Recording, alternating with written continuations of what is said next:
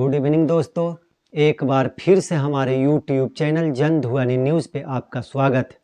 बिहार में voter verification का काम खत्म हो चुका है। चुनाव आयोग ने उसकी लिस्ट भी जारी कर दी है। उसके अनुसार मुस्लिम बहुल 5 ज़िलों में 9.5 लाख वोटर्स के नाम कटे हैं। जहां एनडीए मजबूत है वहां 21 लाख नाम हटे हैं। पटना में सबसे ज़्यादा और शेखपुरा में सबसे कम नाम कटे हैं।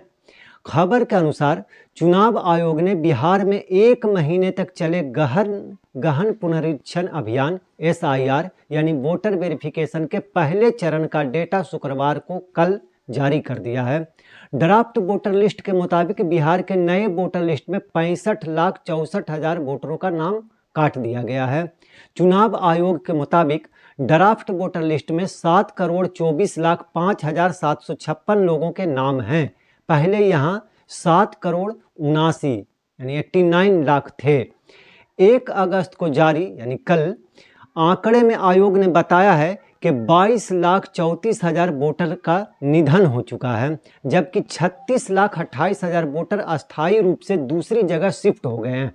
वहीं 7,01,000 वोटर का नाम 2 जगह था, इस कारण इन लोगों का नाम हटाया गया है।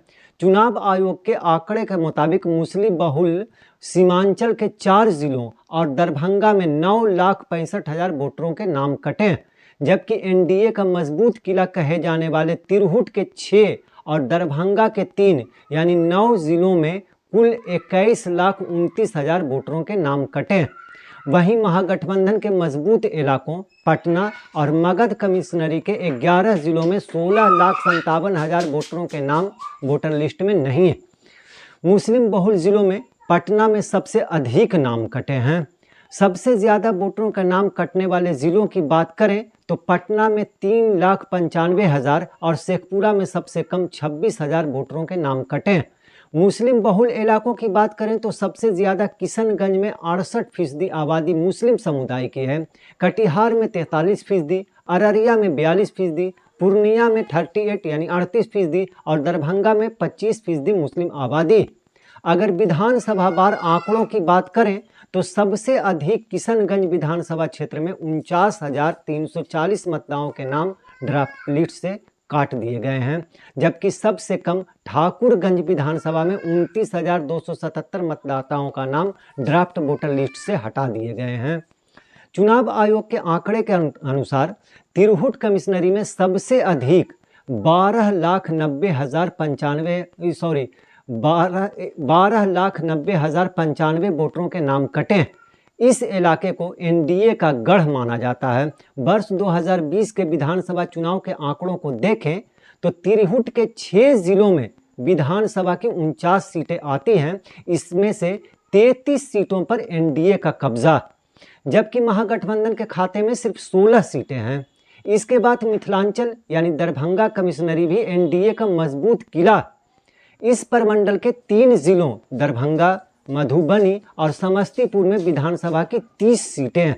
2020 के विधानसभा चुनाव में 30 सीटों में से 22 सीटों पर एनडीए की जीत हुई थी और 8 पर महागठबंधन ने जीत हासिल किया था। चुनाव आयोग के आंकड़े को देखें तो बिहार में सबसे अधिक वोटरों के नाम मधुबनी जिले में ही कटे हैं। 3,52,545 लोगों के नाम कटे हैं। 2020 के विधानसभा चुनाव में मधुबनी जिले की 10 में से 8 विधानसभा सीटों पर एनडीए ने जीत हासिल की थी। 2 सीट महागठबंधन के खाते में गया था। जहां महागठबंधन मजबूत वहां 16.5 लाख वोटरों के नाम कटे हैं। महागठबंधन के मजबूत इलाकों की बात करें तो इसमें पटना कमिश्नरी सबसे ऊपर है। यहाँ के 6 जिलों में विधानसभा की 43 सीटें आती हैं। वर्ष 2020 के विधानसभा चुनाव के आंकड़ों के मुताबिक 27 सीटों पर महागठबंधन का कब्जा है, जबकि 16 सीटों पर एनडीए की जीत हुई थी। चुनाव आयोग के मुताबिक पटना कमिश्नरी में 10,42,570 वोटरों के नाम ड्राफ्ट लिस्ट से हटा दिए गए हैं, उनका नाम नहीं है। वहीं महागठबंधन के दूसरे मजबूत गढ़ मगध प्रमंडल के 5 जिलों में 6,15,362 वोटरों का नाम काट दिया गया है। मगध में विधानसभा की 26 सीटें आती हैं। वर्ष 2020 के विधानसभा चुनाव में 19 सीटों पर महागठबंधन ने जीत हासिल किया था और 7 सीटों पर एनडीए की जीत हुई थी। अब सवाल ये उठता है कि जिनका नाम कट गया है तो अब वो क्या करें। इसके अलावा अगर वोटर लिस्ट को लेकर किसी मतदाता को किसी तरह की शिकायत है या नाम हटा दिया गया है, उन्हें एक मौका मिलेगा। इसके लिए राज्य भर में जगह जगह विशेष कैंप लगाए जाएंगे। इन कैंप में जाकर मतदाता पुनर्निरीक्षण से जुड़े दावा आपत्ति दर्ज करा सकते हैं। चुनाव आयोग की ओर से दावा और आपत्ति के निपटारे के लिए 2 अगस्त यानी आज से 1 सितंबर 2025 तक की अवधि तय की गई है।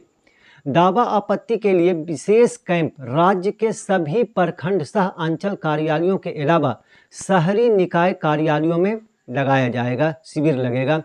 2 अगस्त से 1 सितंबर के बीच इन विशेष कैंपों में सुबह 10 बजे से शाम 5 बजे के बीच काम होगा। सोमवार से रविवार तक ये कैंप प्रतिदिन खुले रहेंगे, यानी हर दिन लगेगा। बीएलओ बूथ लेवल ऑफिसर को दिव्यांग एवं बुजुर्ग के घर जाकर आवेदन लेने का आदेश दिया गया है। जाहिर सी बात है कि चुनाव का समय है, तो ऐसे में नेता तो खामोश रहेंगे नहीं। ड्राफ्ट वोटर लिस्ट पर राजनीतिक दलों ने अलग अलग प्रतिक्रियाएं दी।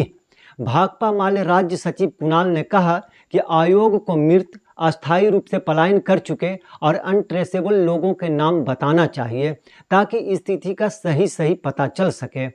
आयोग ने सिर्फ संख्या बता दिया है, नामों की कोई सूची नहीं दे रहा है। मीडिया प्रभारी कुमार परवेज ने कहा कि हम जानना चाहते हैं कि आखिर आयोग ने मृतक और अस्थायी रूप से पलायन घोषित करने की कौन सी प्रक्रिया ली। क्या मृतक के परिजन से डेथ प्रमाण पत्र मांगा गया, प्रवासी मजदूरों से संपर्क किया गया, या बीएलओ के 1-2 बार कहने के आधार पर उन्हें बाहर कर दिया गया, वोटर लिस्ट से नाम हटा दिया गया। आरजेडी प्रवक्ता चितरंजन गगन ने कहा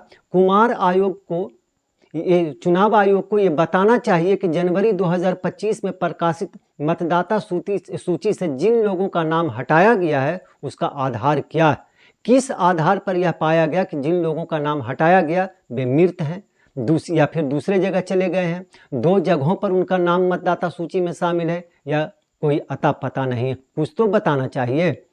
बीजेपी प्रवक्ता इन सभी के जवाब में बीजेपी के प्रदेश प्रवक्ता कुंतल कृष्ण ने कहा चुनाव आयोग ने राजनीतिक पार्टियों को ड्राफ्ट सौंप दिया है। इसे बनाने में सरकारी मशीनरी के साथ साथ 1 लाख राजनीतिक कार्यकर्ता लगे थे, बीएलओ लगे थे। इलेक्शन कमीशन जैसी संवैधानिक संस्था को जिम्मेदार ठहराने का विपक्ष में फैशन हो गया है। अगर किसी एक का भी नाम छूट गया है तो उसका नाम बताएं। बहरहाल आज की इस खबर में बस इतना ही। आगे की खबरों के लिए बने रहें हमारे साथ। आपको ये वीडियो पसंद आया हो तो कृपया इसे लाइक करें और हमारे चैनल को सब्सक्राइब करना ना भूलें। आपके सपोर्ट से हमें और बेहतर कंटेंट बनाने की प्रेरणा मिलती है।